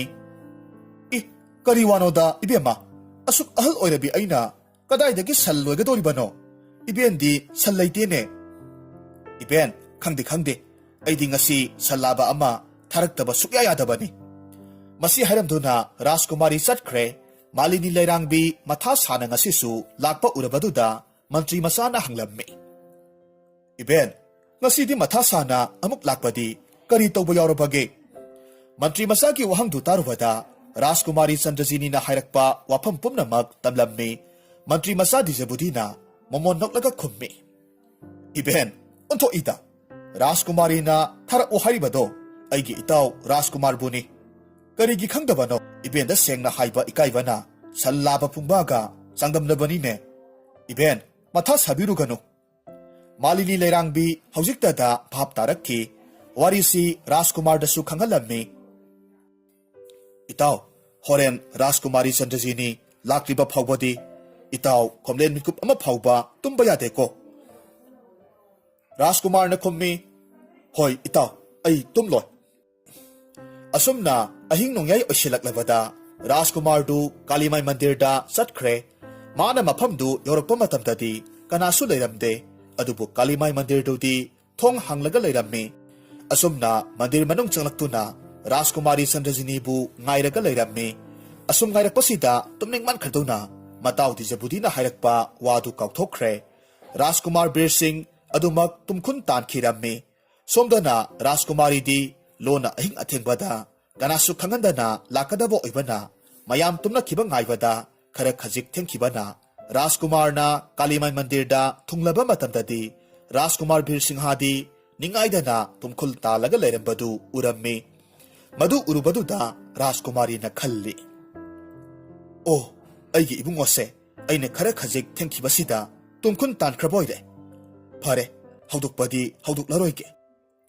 ꯑꯗꯨꯕꯨ ꯏꯕꯨꯡꯉꯣꯗ ꯑꯩ ꯂꯥꯛꯂꯝꯃꯤ ꯍꯥꯏꯕꯒꯤ ꯁꯈꯤꯅꯥꯗꯤ ꯄꯤꯔꯝꯂꯒꯦ꯫ ꯑꯁꯨꯝꯅ ꯈꯜꯂꯗꯨꯅ ꯃꯥꯅ ꯏꯜꯂꯤꯕ ꯐꯤꯗꯨ ꯃꯌꯥꯏꯗ ꯁꯦꯒꯥꯏꯔꯒ ꯔꯥꯖꯀꯨꯃꯥꯔꯒꯤ ꯁꯃꯨ ꯍꯛꯆꯥꯡꯗ ꯏꯟꯁꯤꯟꯕꯤꯔꯝꯃꯤ꯫ ꯑꯗꯨꯒ ꯇꯥꯏꯕꯪ ꯀꯅꯥ ꯈꯪꯗ꯭ꯔꯤꯉꯩ ꯃꯐꯝꯗꯨꯗꯒꯤ ꯑꯗꯨꯃꯛ ꯆꯠꯈ꯭ꯔꯦ꯫ ꯃꯤꯠꯀꯨꯞ ꯈꯔꯒꯤ ꯃꯇꯨꯡꯗ ꯔꯥꯖꯀꯨꯃꯥꯔꯁꯨ ꯈꯣꯝꯂꯦꯟ ꯃꯤꯠꯀꯞ ꯊꯣꯔꯛꯂꯦ꯫ ꯃꯗꯨ ꯐꯥꯎꯕ ꯂꯥꯛꯂꯝꯗ꯭ꯔꯕꯗꯨꯗ ꯃꯥꯁꯨ ꯋꯥꯔꯧꯅ ꯑꯗꯨꯃꯛ ꯍꯜꯂꯛꯈꯤ꯫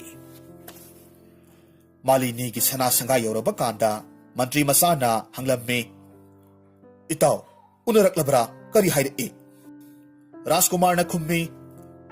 ꯏꯇꯥꯎ, ꯔꯥꯖꯀꯨꯃꯥꯔꯤ ꯆꯟꯗ꯭ꯔꯖꯤꯅꯤ ꯂꯥꯛꯇꯦꯗ꯫ ꯃꯇꯥꯎꯒꯤ ꯍꯛꯆꯥꯡꯗ ꯀꯨꯞꯂꯤꯕ ꯐꯤꯗꯨ ꯎꯔꯗꯨꯅ, ꯏꯇꯥꯎ, ꯅꯪ ꯇꯨꯝꯗꯤ ꯇꯨꯝꯗꯦꯀꯣ? ꯇꯨꯝꯗꯦ ꯏꯇꯥꯎ꯫ ꯃꯟꯇ꯭ꯔꯤ ꯃꯆꯥꯅ ꯍꯪꯉꯤ, ꯏꯇꯥꯎꯅ ꯉꯁꯥꯏꯗꯒꯤ ꯆꯠꯈꯤꯕꯗ ꯀꯔꯤ ꯀꯔꯤ ꯄꯣꯠꯁꯛꯇꯤ ꯄꯨꯔꯒ ꯆꯠꯂꯤ? ꯔꯥꯖꯀꯨꯃꯥꯔꯅ ꯈꯨꯝꯃꯤ, ꯏꯇꯥꯎ, ꯑꯩꯗꯤ ꯄꯨꯗꯦꯅ꯫ ꯑꯗꯨꯗꯤ ꯏꯇꯥꯎꯒꯤ ꯁꯃꯨ ꯍꯛꯆꯥꯡꯗ ꯏꯜꯂꯤꯕ ꯐꯤꯗꯨꯗꯤ ꯀꯗꯥꯏꯗꯒꯤꯅꯣ? ꯏꯇꯥꯎ, ꯅꯪ ꯑꯣꯏꯗꯕ ꯉꯥꯡꯂꯦ꯫ ꯅꯪ ꯇꯨꯝꯂꯨꯔꯦ ꯅꯠꯇ꯭ꯔꯥ? ꯔꯥꯖꯀꯨꯃꯥꯔ ꯕꯤꯔ ꯁꯤꯡ ꯃꯥꯅ ꯑꯣꯏꯗꯕ ꯉꯥꯡꯂꯨꯕꯅ ꯏꯀꯥꯏꯅ ꯍꯥꯏꯔꯛꯈꯤ, ꯏꯇꯥꯎ, ꯑꯩ ꯋꯥꯡꯂꯦꯟ ꯃꯤꯠꯀꯨꯞ ꯈꯔꯗꯤ ꯇꯨꯝꯂꯨꯔꯕ ꯃꯥꯜꯂꯦ꯫ ꯃꯇꯥꯎ ꯔꯥꯖꯀꯨꯃꯥꯔꯒꯤ ꯃꯇꯧꯗꯨꯗ ꯃꯟꯇ꯭ꯔꯤ ꯃꯆꯥꯅ ꯃꯈꯥ ꯇꯥꯔꯛꯈꯤ, ꯏꯇꯥꯎ, ꯔꯥꯖꯀꯨꯃꯥꯔꯤ ꯆꯟꯗ꯭ꯔꯖꯤꯅꯤ ꯂꯥꯛꯂꯝꯃꯤ ꯍꯥꯏꯕꯒꯤ ꯈꯨꯗꯝꯅꯤ ꯃꯥꯅ ꯐꯤꯁꯦ ꯇꯪꯈꯥꯏ ꯁꯦꯠꯂꯒ ꯄꯤꯔꯝꯂꯤꯕꯁꯦ꯫ ꯑꯣꯟꯊꯣꯛꯏꯗ ꯏꯇꯥꯎ ꯅꯪꯁꯦ꯫ ꯑꯗꯣ ꯏꯇꯥꯎ, ꯍꯌꯦꯡꯒꯤ ꯋꯥꯔꯧ ꯅꯨꯃꯤꯠ ꯑꯁꯤꯗꯁꯨ ꯁꯣꯏꯗꯅ ꯑꯃꯨꯛ ꯂꯥꯛꯑꯣ ꯍꯥꯏꯔꯛꯈꯤꯒꯅꯤ꯫ ꯀꯔꯤꯒꯨꯝꯕ ꯃꯗꯨꯗꯁꯨ ꯏꯇꯥꯎ ꯅꯍꯥꯛ ꯇꯨꯝꯂꯕꯗꯤ ꯑꯩꯕꯨ ꯍꯥꯠꯄ ꯄꯥꯞ ꯄꯨꯒꯗꯕꯅꯤꯀꯣ꯫ ꯔꯥꯖꯀꯨꯃꯥꯔꯗꯨ ꯃꯥꯅ ꯂꯥꯜꯂꯨꯕ ꯀꯧꯕꯅꯤꯅ ꯏꯀꯥꯏꯅ ꯍꯥꯏꯔꯝꯃꯤ, ꯐꯔꯦ ꯏꯇꯥꯎ, ꯑꯩ ꯇꯨꯝꯂꯔꯣꯏꯒꯦ꯫ ꯑꯁꯨꯝꯅ ꯑꯍꯤꯡꯗꯨꯃꯁꯨ ꯍꯧꯈ꯭ꯔꯦ꯫ ꯃꯊꯪꯒꯤ ꯅꯨꯃꯤꯠꯅꯤ꯫ ꯃꯟꯇ꯭ꯔꯤ ꯃꯆꯥꯅ ꯍꯥꯏꯒꯨꯝꯂꯗꯅ ꯃꯥꯂꯤꯅꯤ ꯂꯩꯔꯥꯡꯕꯤꯗ ꯉꯁꯤꯁꯨ ꯑꯃꯨꯛ ꯍꯟꯅ ꯂꯥꯛꯅꯅꯕ ꯍꯥꯏꯔꯛꯈꯤ꯫ ꯍꯟꯗꯛꯇꯤ ꯃꯥꯂꯤꯅꯤꯁꯨ ꯋꯥꯔꯤ ꯄꯨꯝꯕ ꯈꯪꯕ ꯑꯣꯏꯕꯅ ꯍꯣꯏ ꯍꯥꯏꯔꯝꯂꯒ ꯃꯌꯨꯝ ꯁꯪꯒꯥꯏ ꯇꯝꯅ ꯂꯥꯛꯂꯝꯃꯤ꯫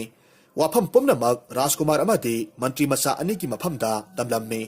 ꯍꯟꯗꯛꯇꯤ ꯔꯥꯖꯀꯨꯃꯥꯔ ꯇꯨꯝꯂꯔꯣꯏ ꯍꯥꯏꯗꯨꯅ ꯑꯆꯦꯠꯄ ꯐꯤꯔꯦꯞ ꯂꯦꯞꯈ꯭ꯔꯦ꯫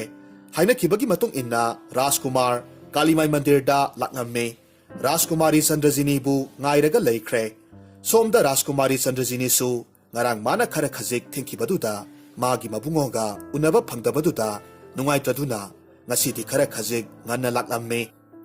ꯑꯁꯨꯝꯅ ꯀꯥꯂꯤꯃꯥꯏ ꯃꯟꯗꯤꯔꯗ ꯊꯦꯡꯅꯔꯕꯗ ꯇꯥꯏꯕꯪ ꯀꯅꯥꯁꯨ ꯎꯍꯟꯕ ꯌꯥꯗꯕꯅ ꯃꯟꯗꯤꯔ ꯃꯅꯨꯡꯗ ꯆꯪꯁꯤꯟꯗꯨꯅ ꯍꯧꯈ꯭ꯔꯕ ꯃꯃꯥꯡ ꯃꯄꯣꯛ ꯂꯥꯡꯉꯣꯟ ꯀꯌꯥꯕꯨ ꯅꯤꯡꯁꯤꯡꯗꯨꯅ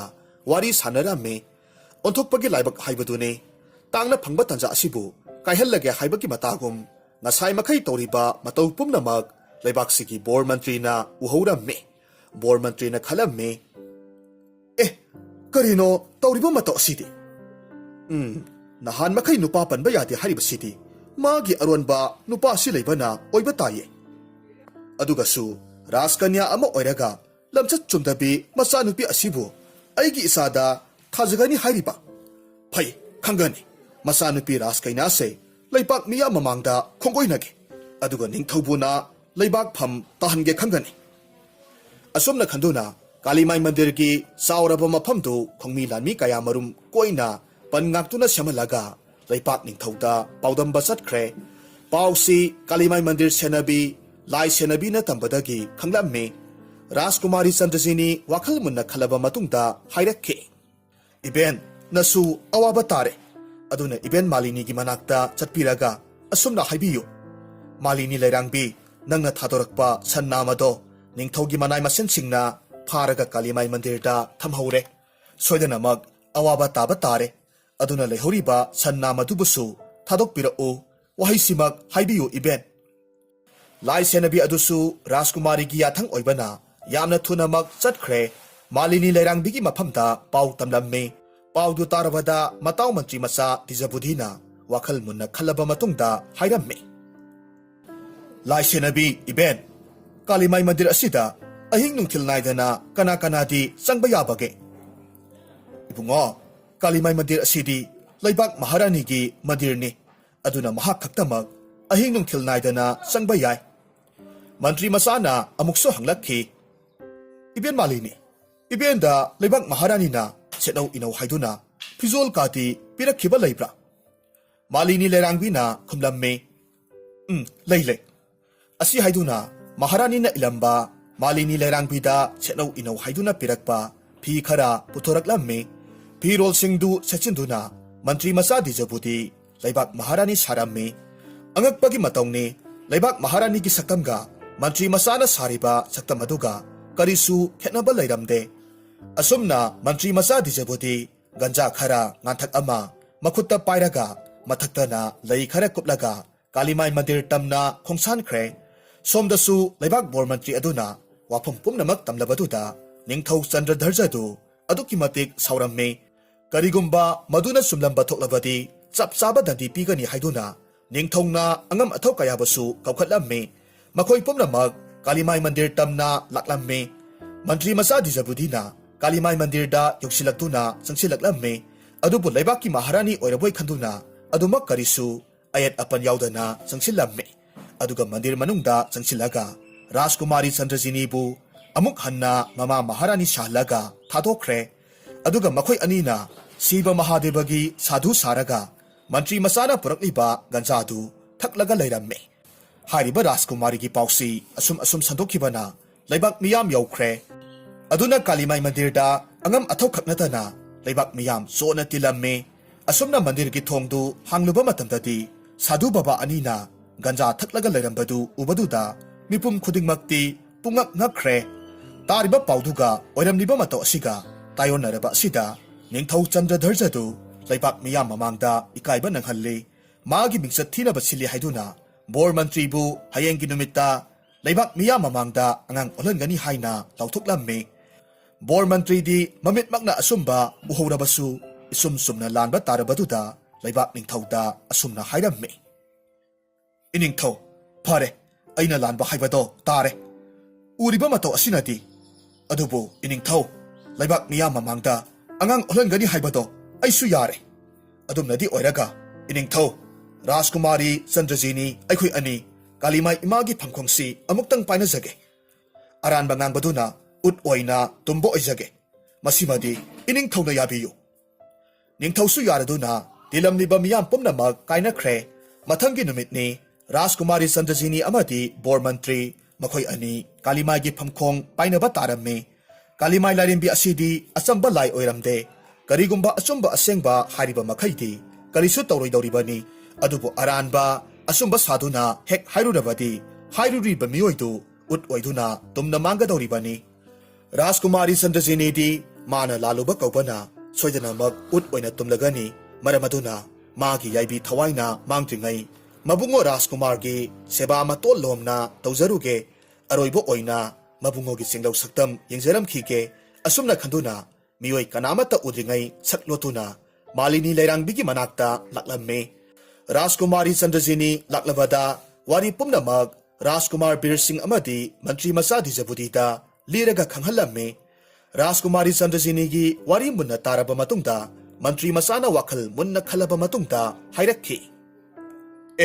ibema Rajkumari phamkhongdu adumak payu karisu tawroi Horen ibemana Kalimay mandir da lakpa matamda mandir dugi thongda aigi marup Rajkumar se laina laithung paklaba sakniba amagi saktamda laihalamge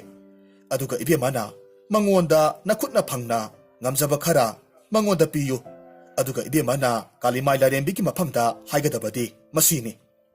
asumna mana haigadaba amadi tawgadaba pumnamak Rajkumari Chandrajini ki maphamda mantri masana khanghallamme Rajkumari Chandrajini su amuk konung maikai pangkhre Rajkumar Bir Singh amadi Mantri masa dijabudi su makhoina tawgadaba thorang pumnamak sillanglamme ngaihakki mitkupta Kalimay mandir da ningthau Maharani Patra Mantri amadi Laibaki angam athau praja pumnamak sikna sainaba ngamdana suona tillare waliba haibabu Rajkumari Chandrajini khaktamak ngaire asumna Rajkumari Chandrajini su yoksilakle Mitkup kharagi matungda Rajkumari Chandrajini na Kalimay mandir gi sanathongda hek yengba matamda laina laitung pakpa chakni banupa amakhak famlaga leiba uramme mahakna isormakni khanna sangsilakuna mana purakpa athum ahaw kayadu makutna phangna katlaga khurumjaramme laina laithung pakpa nupa adunasu nangna mai paksaro haibaki matagum makok thakta nanthabiramme thawdok adubu uriba miyoi kayadi kari matongno khanduna ngakna yengnabasu yawramme aduga nahan makhai tawruriba mataw aduga hairurabati minungsi onthokna sawida sonabasu yawramme asumna leptana asum lakpana kalimai mandir gi phankhong mamangda leplamme pumnamak suna tilawada ningthongna hairakki haujikti miyam suna tilawanina kanana phankhong paiba hogani Rajkumari Sandrajini na hairakki ipa ibungo aina nupini phankhong se ai hana paijage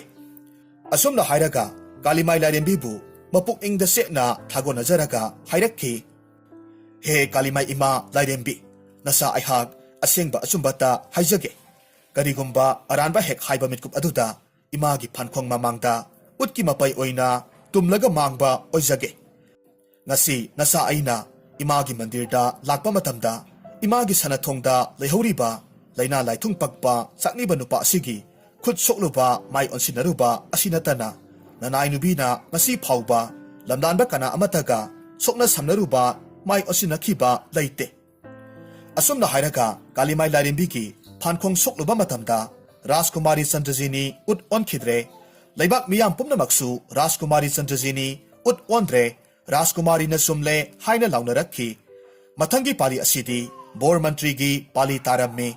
mamit makna uhoraba thodok amabu asumba sakladuna kalimai larimbi gi phankhong paibada karisu tawdabaduda sauningbada loikhre mahaksu kalimai larimbi gi maphamda ima kalimai larimbi laibak ningthogi masanupi Rajkumari Sandrajini ga lamdan banupa amaga imagi mandir manungda punna ngarang lemin hawbadu nanai aigi imisina uzahawi asumna hek hairam labadi masu karisu tawroidabani maramdi kalimai larembi asidi asengba asumba hairiba makhaidi karisu asok apan nangloidoribani madumakti hek haiduduna asawbaduna henman kibana bor mantri na asumna hairakhi he kalimai haibi sithibi saktibi karigi asan mirai nairibano aranbana asumba saduna karisu tawdabi nawa laude nangi phankhongse phaktuna manghalage asumna hairaga kalimai larimbi gi phankhong du hek sokluba matamtadi khudakta bor mantri du ut onkhiduna kalimai larimbi gi phankhong mamangda utki mapai oina pairaga leikhre leibak miyamna bor mantri ut onkhaba male mana lale haiduna launaraklamme asumna numituma so hokre mathangi numitni ningthogi sana darbarda angam athau patra mantri kayagi mamangda ningthona lauthorakhi tabiyu angam athau mantri pumnamak tabiyu aina itaw bor mantri gi maphamda sakhiba wasakti kaiba yade aduna athuba matamda aigi isanupi Raskaina se itaw bor mantri gi masanupa mantri kumarda lohonglagani asumna lauthorak lavada angam athau patra mantri khudingmakna penjaba haibadu oiramme mapa bor mantri na ningthogi mangnaba tawraba phawbada ningthogi sari wasak ngakani tabada afaba asumba tawba ningthongni sakna sonarammi hariba pausi Rajkumari Sandrajini su tarabada malini leirangbi gi manakta latlamme Rajkumar amadi mantri masa makhoi punna wa khanaramme maduda mantri masa na hairakhi phare ai silage munna tabiyu ibema Rajkumari nahaki iliba phido aikoida pirammo aduga nang narabasu nana khangbadi tareko asumna hairaga mantri masana ganja ngathaktu mai ngangsang ngangna ilamme Rajkumari Sandrajini gi yet thangba pambomda namlamme aduga mantri masana makha tarakhi ibema Rajkumari luhongbadu nang adum napabung Maharashtra yare haina hairo aduga ibema na tawbigadabadi luhongba thokadaba mitkup aduda ibema na ngasi aikoida pibiramliba phise masi indrabadi luhongba thokpa ngamloi haidana ningai tawgadabani makha tabadi aikoigi thaudang oijarage asumna luhongbagi numitni leibak miyam punna sauraba ningthogi sana konungda tilamme luhongba amada tawgadaba thauram pumnamak loiraba matungda kaina tholakpa matam oirabada Rajkumari Sandrajini di magi phidu mangkhre madu indrabadi luhongba thokpa ngamloi haiduna ningai tawraga leikhre ꯀꯣꯅꯨꯡꯒꯤ ꯃꯅꯥꯏ muscle ꯃꯌꯥꯝꯅ ꯊꯤꯕ ꯌꯥꯕ ꯊꯤꯔꯕꯁꯨ ꯐꯪꯕ ꯀꯧꯕ ꯂꯩꯇ꯭ꯔꯦ ꯅꯤꯡꯊꯧ ꯃꯍꯥꯔꯥꯅꯤꯗꯨ ꯃꯀꯣꯛ ꯁꯥꯕ ꯍꯥꯏꯕꯗꯨ ꯑꯣꯏꯔꯝꯃꯤ ꯀꯣꯅꯨꯡꯒꯤ ꯀꯥ ꯈꯨꯗꯤꯡ ꯃꯅꯥꯏ ꯃꯁꯜ ꯀꯌꯥꯅ ꯊꯤꯕꯗꯨꯗ ꯐꯪꯃꯜꯂꯛꯇ꯭ꯔꯕꯗ ꯃꯅꯥꯏ ꯑꯃꯅ ꯋꯥꯔꯗꯨꯅ ꯁꯅꯊꯣꯡꯗ ꯊꯣꯛꯂꯛꯄ ꯃꯇꯝꯗꯗꯤ ꯂꯥꯏꯅꯤꯡꯕ ꯁꯥꯙꯨ ꯑꯅꯤꯅ ꯏꯜꯂꯤꯕ ꯐꯤꯗꯨ ꯎꯔꯝꯃꯤ ꯄꯥꯎꯗꯨ ꯅꯤꯡꯊꯧꯒꯤ ꯃꯐꯝꯗ ꯇꯝꯂꯒ ꯈꯪꯍꯜꯂꯝꯃꯤ ꯅꯤꯡꯊꯧꯅ ꯃꯅꯥꯏ ꯃꯁꯦꯜ ꯈꯔ ꯊꯥꯔꯒ ꯂꯥꯏꯅꯤꯡꯕ ꯁꯥꯙꯨ ꯑꯅꯤꯗꯨ ꯄꯨꯔꯛꯍꯜꯂꯝꯃꯤ ꯂꯥꯏꯅꯤꯡꯕ ꯁꯥꯙꯨ ꯑꯅꯤꯗꯨꯗ ꯅꯤꯡꯊꯧꯅ ꯍꯪꯂꯝꯃꯤ ꯍꯥꯏꯌꯨ ꯂꯥꯏꯅꯤꯡꯕ ꯁꯥꯙꯨ ꯑꯅꯤ ꯔꯥꯖꯀꯨꯃꯥꯔꯤꯒꯤ ꯐꯤꯁꯤ ꯅꯈꯣꯏ ꯑꯅꯤꯒꯤ ꯃꯐꯝꯗ ꯀꯔꯝꯅ ꯂꯩꯔꯝꯂꯤꯕꯅꯣ ꯁꯦꯡꯅ ꯈꯨꯝꯃꯨ ꯅꯠꯇ꯭ꯔꯕꯗꯤ ꯅꯈꯣꯏ ꯑꯅꯤꯕꯨ ꯑꯍꯛꯄ ꯆꯩꯔꯥꯛ ꯄꯤꯒꯗꯧꯔꯤꯕꯅꯤ ꯂꯥꯏꯅꯤꯡꯕ ꯁꯥꯙꯨ ꯁꯥꯔꯤꯕ ꯃꯟꯇ꯭ꯔꯤ ꯃꯆꯥꯅ ꯈꯨꯝꯃꯤ ꯃꯍꯥꯔꯥꯖ ꯏꯕꯨꯡꯉꯣ ꯅꯅꯥꯏ ꯑꯩꯈꯣꯏ ꯑꯅꯤꯅ ꯉꯔꯥꯡꯁꯦ ꯏꯅꯤꯡꯊꯧꯒꯤ ꯁꯅꯊꯣꯡ ꯃꯌꯥꯗ ꯐꯝꯂꯒ ꯒꯟꯖꯥ ꯊꯛꯂꯤꯉꯩ ꯑꯋꯥꯡ ꯊꯪꯕ ꯃꯥꯏꯀꯩ ꯑꯁꯣꯝꯗꯒꯤ ꯍꯤꯡꯆꯥꯕꯤ ꯑꯃꯈꯛ ꯄꯥꯏꯔꯛꯏ ꯑꯩꯈꯣꯏ ꯑꯅꯤꯕꯨ ꯎꯕꯗ ꯍꯥꯠꯂꯒꯦ ꯍꯥꯏꯕꯒꯤ ꯃꯇꯥꯒꯨꯝ ꯆꯪꯁꯤꯜꯂꯛꯈꯤ ꯏꯇꯥꯎ ꯁꯥꯙꯨ ꯑꯁꯤꯕꯨ ꯇꯥꯞ ꯂꯥꯎꯅ ꯍꯦꯛ ꯐꯥꯕꯒ ꯅꯅꯥꯏ ꯑꯩꯅ ꯄꯥꯏꯖꯔꯤꯕ ꯒꯟꯖꯥ ꯉꯥꯟꯊꯛ ꯑꯗꯨꯅ ꯍꯤꯡꯆꯥꯕꯤꯗꯨꯒꯤ ꯌꯦꯠ ꯊꯪꯕ ꯄꯥꯝꯕꯣꯝꯗ ꯒꯤꯠ ꯂꯥꯎꯅ ꯅꯝꯕꯗ ꯍꯤꯡꯆꯥꯕꯤꯗꯣ ꯁꯥꯕꯅ ꯉꯥꯎꯔꯗꯨꯅ ꯀꯣꯅꯨꯡ ꯑꯁꯣꯝꯗ ꯄꯥꯏꯁꯤꯟꯈ꯭ꯔꯦ ꯃꯗꯨꯗ ꯐꯤꯁꯦ ꯍꯨꯟꯗꯣꯛꯂꯝꯕꯅꯤ ꯅꯅꯥꯏ ꯑꯩꯈꯣꯏꯗꯤ ꯔꯥꯖꯀꯨꯃꯥꯔꯤꯒꯤ ꯐꯤꯅꯤ ꯍꯥꯏꯕꯗꯤ ꯈꯪꯖꯗꯦ ꯐꯤꯁꯤ ꯔꯥꯖꯀꯨꯃꯥꯔꯤꯒꯤ ꯑꯣꯏꯕ ꯇꯥꯔꯒꯗꯤ ꯍꯤꯡꯆꯥꯕꯤꯗꯨ ꯔꯥꯖꯀꯨꯃꯥꯔꯤ ꯁꯣꯏꯗꯅꯃꯛ ꯑꯣꯏꯔꯤꯅꯤ ꯑꯗꯨꯅ ꯑꯩꯅ ꯅꯝꯈꯤꯕ ꯒꯟꯖꯥ ꯉꯥꯟꯊꯛꯀꯤ ꯃꯃꯤꯗꯣ ꯔꯥꯖꯀꯨꯃꯥꯔꯤꯒꯤ ꯌꯦꯠ ꯊꯪꯕ ꯄꯥꯝꯕꯣꯝꯗ ꯈꯨꯗꯝ ꯆꯥꯡꯗꯝ ꯂꯩꯕ꯭ꯔꯥ ꯑꯃꯨꯛꯇ ꯍꯥꯏꯕꯗꯨ ꯌꯦꯡꯕꯤꯌꯨ ꯑꯁꯨꯝꯅ ꯍꯦꯛ ꯍꯥꯏꯔꯕꯗ ꯔꯥꯖꯀꯨꯃꯥꯔꯤ ꯆꯟꯗ꯭ꯔꯖꯤꯅꯤꯒꯤ ꯌꯦꯠ ꯊꯪꯕ ꯄꯥꯝꯕꯣꯝꯗ ꯌꯦꯡꯂꯨꯕ ꯃꯇꯝꯗꯗꯤ ꯍꯥꯏꯔꯤꯕ ꯈꯨꯗꯝꯗꯨ ꯂꯩꯕ ꯎꯔꯝꯃꯤ ꯂꯩꯕꯥꯛ ꯃꯤꯌꯥꯝ ꯄꯨꯝꯅꯃꯛꯇꯨ ꯔꯥꯖꯀꯨꯃꯥꯔꯤ ꯆꯟꯗ꯭ꯔꯖꯤꯅꯤꯁꯤ ꯍꯤꯡꯆꯥꯕꯤ ꯑꯣꯏꯔꯝꯂꯦ ꯋꯥ ꯂꯥꯎꯈꯤꯗꯨꯅ ꯃꯤꯌꯥꯝ ꯄꯨꯝꯅꯃꯛ ꯀꯥꯏ ꯀꯥꯏꯗꯨꯅ ꯆꯦꯟꯕ ꯍꯧꯅꯔꯛꯂꯝꯃꯤ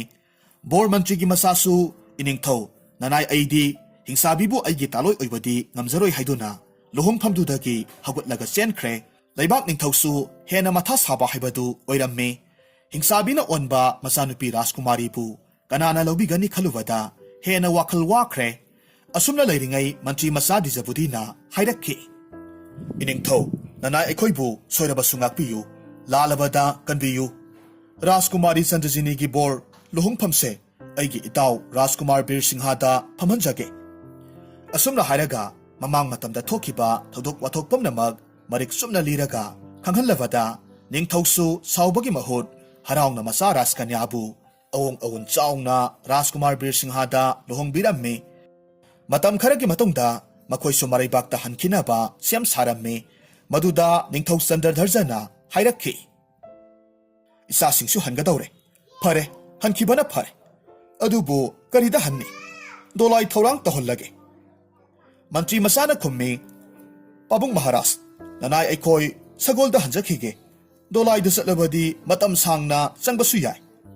ꯅꯤꯡꯊꯧꯅ ꯃꯅꯥꯏꯁꯤꯡ ꯇꯥꯟꯅꯅꯕ ꯍꯥꯏꯔꯝꯃꯤ ꯍꯥꯏ ꯀꯅꯥ ꯀꯅꯥ ꯂꯩ ꯁꯒꯣꯜꯁꯤꯡꯗꯒꯤ ꯅꯣꯏ ꯄꯦꯜꯂꯕ ꯁꯒꯣꯜ ꯑꯍꯨꯝꯗꯪ ꯊꯨꯅ ꯌꯥꯡꯅ ꯄꯨꯊꯣꯔꯛꯎꯍꯦ ꯃꯅꯥꯏ ꯑꯍꯨꯝꯈꯛ ꯆꯪꯁꯤꯟꯈꯤꯗꯨꯅ ꯌꯦꯡꯕꯗ ꯌꯥꯝꯅ ꯐꯖꯔꯕ ꯁꯒꯣꯜ ꯑꯍꯨꯝꯈꯛ ꯄꯨꯊꯣꯔꯛꯂꯝꯃꯤ ꯁꯒꯣꯜ ꯑꯍꯨꯝꯗꯨꯕꯨ ꯌꯦꯡꯂꯒ ꯃꯟꯇ꯭ꯔꯤ ꯃꯆꯥꯅ ꯍꯥꯏꯔꯝꯃꯤ ꯄꯥꯕꯨꯡ ꯃꯍꯥꯔꯥꯖ ꯁꯒꯣꯜ ꯑꯍꯨꯝꯁꯤꯗꯤ ꯏꯔꯩꯕꯥꯛ ꯀꯣꯅꯨꯡ ꯌꯧꯕꯗꯤ ꯂꯥꯏꯔꯗꯅ ꯑꯩꯒꯤ ꯈꯨꯠꯀꯥꯄꯤ ꯃꯈꯣꯜ ꯇꯥꯕꯗ ꯑꯗꯨꯃꯛ ꯋꯥꯟꯊꯈꯤꯒꯅꯤ ꯃꯟꯇ꯭ꯔꯤ ꯃꯆꯥꯒꯤ ꯋꯥꯗꯨ ꯇꯥꯔꯨꯕꯗ ꯃꯍꯥꯔꯥꯖ ꯆꯟꯗ꯭ꯔꯙꯔꯖꯗꯤ ꯁꯥꯎꯅꯤꯡꯅ ꯍꯥꯏꯔꯛꯈꯤ ꯀꯔꯤ ꯋꯥꯅꯣ ꯃꯟꯇ꯭ꯔꯤ ꯀꯨꯃꯥꯔ ꯑꯁꯨꯛ ꯅꯣꯏ ꯄꯦꯜꯂꯤꯕ ꯁꯒꯣꯜ ꯑꯍꯨꯝꯁꯤꯕꯨ ꯈꯨꯠꯀꯥꯄꯤ ꯃꯈꯣꯜ ꯇꯥꯕꯗ ꯋꯥꯟꯊꯈꯤꯒꯅꯤ ꯍꯥꯏꯕꯗꯤ ꯐꯩ ꯈꯨꯠꯀꯥꯄꯤ ꯀꯥꯄꯨ ꯌꯦꯡꯁꯤ ꯀꯔꯤꯒꯨꯝꯕ ꯃꯗꯨꯅ ꯑꯔꯥꯟꯕ ꯑꯣꯏꯔꯕꯗꯤ ꯑꯩꯕꯨ ꯐꯠꯇꯦ ꯍꯥꯏꯒꯅꯨꯀꯣ ꯊꯤꯟꯊꯕ ꯇꯧꯗꯅ ꯃꯟꯇ꯭ꯔꯤ ꯃꯆꯥꯅ ꯈꯨꯠꯀꯥꯄꯤ ꯑꯍꯨꯝꯂꯛ ꯀꯥꯄꯗ ꯁꯒꯣꯜ ꯑꯍꯨꯝꯗꯨ ꯂꯣꯏꯅꯃꯛ ꯋꯥꯟꯊꯈ꯭ꯔꯦ ꯊꯧꯑꯣꯡꯗꯨ ꯎꯕꯗꯨꯗ ꯃꯍꯥꯔꯥꯖ ꯆꯟꯗ꯭ꯔꯙꯔꯖꯗꯨ ꯉꯛꯄꯗ ꯈꯝ ꯊꯦꯡꯈ꯭ꯔꯦ ꯃꯟꯇ꯭ꯔꯤ ꯃꯆꯥꯅ ꯑꯃꯨꯛ ꯃꯈꯥ ꯇꯥꯔꯛꯈꯤ ꯄꯥꯕꯨꯡ ꯃꯍꯥꯔꯥꯖ ꯁꯒꯣꯜ ꯁꯪꯗꯒꯤ ꯁꯒꯣꯜꯗꯣ ꯑꯩ ꯈꯟꯖꯒꯦ ꯁꯣꯏꯗꯅꯃꯛ ꯑꯩꯈꯣꯏꯅ ꯇꯣꯡꯅꯕ ꯁꯒꯣꯜꯗꯣ ꯌꯥꯎꯔꯝꯒꯅꯤ ꯈꯜꯂꯤ ꯑꯁꯨꯝꯅ ꯍꯥꯏꯗꯨꯅ ꯁꯒꯣꯜ ꯁꯪꯗ ꯆꯪꯂꯝꯃꯤ ꯑꯁꯨꯝ ꯌꯦꯡꯂꯛꯄ ꯃꯇꯝꯗ ꯃꯇꯥꯏ ꯏꯊꯪ ꯊꯪꯅ ꯇꯣꯉꯥꯟꯅ ꯄꯨꯜꯂꯤꯕ ꯁꯒꯣꯜ ꯑꯍꯨꯝꯗꯨꯗ ꯈꯨꯗꯣꯟꯕꯤ ꯊꯤꯜꯂꯒ ꯍꯥꯏꯔꯝꯃꯤ ꯄꯥꯕꯨꯡ ꯃꯍꯥꯔꯥꯖ ꯑꯥꯗꯒꯤ ꯑꯉꯧꯕ ꯁꯒꯣꯜ ꯑꯍꯨꯝꯁꯦ ꯃꯁꯤ ꯑꯣꯏꯅ ꯄꯨꯊꯣꯛꯂꯁꯤ ꯋꯥꯐꯝꯗꯨ ꯇꯥꯔꯨꯕꯗ ꯅꯤꯡꯊꯧꯅ ꯍꯥꯏꯔꯝꯃꯤ ꯏꯕꯨꯡꯉꯣ ꯁꯒꯣꯜ ꯑꯍꯨꯝꯁꯤꯗꯤ ꯁꯤꯒꯗꯕꯒꯤ ꯃꯇꯝ ꯉꯥꯏꯔꯒ ꯂꯩꯔꯕ ꯃꯁꯤꯡ ꯐꯠꯇꯦ ꯍꯥꯏꯗꯨꯅ ꯃꯆꯤꯟꯖꯥꯛ ꯄꯤꯖꯗ꯭ꯔꯕ ꯐꯠꯈꯤꯗ꯭ꯔꯕ ꯁꯣꯜꯂꯕ ꯁꯒꯣꯜꯅꯤ ꯃꯟꯇ꯭ꯔꯤ ꯃꯆꯥ ꯗꯤꯖꯕꯨꯗꯤꯅ ꯅꯝꯗꯨꯅ ꯁꯒꯣꯜ ꯑꯍꯨꯝꯗꯨ ꯄꯨꯊꯣꯛꯍꯜꯂꯦ ꯑꯗꯨꯒ ꯐꯖꯔꯕ ꯁꯖꯤꯛ ꯍꯥꯅꯧ matol ahumda laiwa solaga makhoi ahumda pijaba matamda khanghaude sagol ahumdu noi pelaba laigi sagol gum ningthiraba sagol onthokre hana leiramliba sagol sing aduga yengnarubada hana ge sagol sing dudi yengningba pokhidre matau aduda angakpa haibadu oiramme asumna noi pelaba sagol ahumdu tonglaga kaina bidai piramlaga maraibak maikai panglaklamme matam kharaki matungda maraibak yorobada ningthau maharani anisu masa mamau uzabaduda haraubada loikre makoisu wari pumnamak khangle asumna surja bangsa leibak amadi chandra bangsa leibak anisi chathok chasin lambi thong ningthina semlaga leibak anigi ningthau bir singhana oiduna leibak mara chetna pankhirammi